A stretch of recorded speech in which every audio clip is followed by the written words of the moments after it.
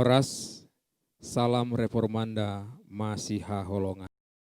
Renungan bagi kita pagi ini diambil dari 1 Tesalonika 5 ayat 11. Karena itu, nasihatilah seorang akan yang lain dan saling bangunlah kamu seperti yang memang kamu lakukan.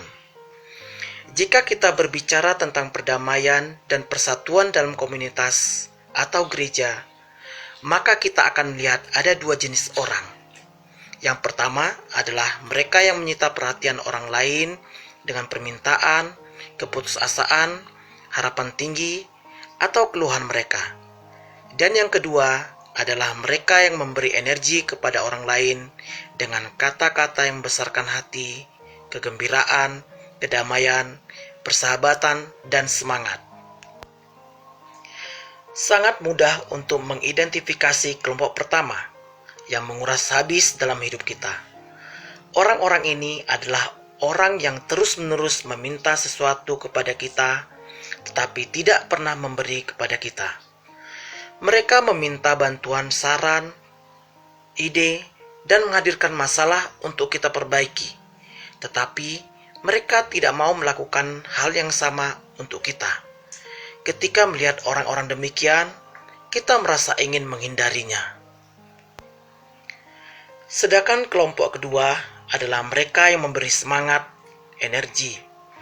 Mereka orang-orang yang akan memenuhi kita dengan kegembiraan dan kedamaian. Mereka benar-benar peduli kepada kita, menyapa kita, membantu saat kita membutuhkan, dan akan mendengarkan tanpa mencoba menggurui. Melihat orang-orang demikian, ingin rasanya berbicara dengan mereka. 1 Tesalonika 5 ayat 11 memberitahu kita untuk karena itu, nasihatilah seorang akan yang lain dan saling membangunlah kamu seperti yang memang kamu lakukan. Perhatikan frasa ini. Kamu seperti yang memang kamu lakukan. Gereja di Tesalonika saling menguatkan dan berusaha membangun satu sama lain.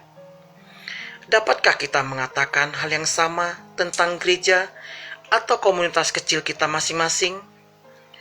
Apakah kita dikenal sebagai pemberi semangat? Tak seorang pun berkata kepada orang yang memberi semangat kepadanya, "Saya menghargai semua hal yang baik yang Anda katakan tentang saya, tetapi Anda terlalu membesarkan hati.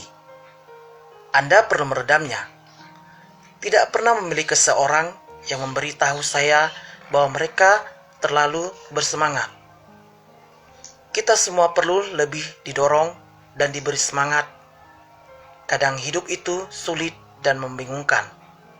Kita membutuhkan orang-orang yang mengikuti Yesus untuk membantu kita mengikuti Yesus. Terkadang orang gagal mengambil langkah iman karena mereka tidak didorong oleh pengikut Yesus lainnya. Renungkanlah sejenak tentang persahabatan, tentang komunitas, tentang gereja di mana kita tergabung. Apakah kita termasuk orang yang menguras tenaga, pikiran orang lain, atau apakah kita sedang memberi energi dan semangat kepada orang lain? Pertanyaan untuk renungan pribadi, apakah Anda biasa mengeluarkan kata-kata dorongan atau keputusasaan? Apakah Anda menyebarkan perdamaian atau apakah Anda menyebarkan perpecahan? Mari kita berdoa.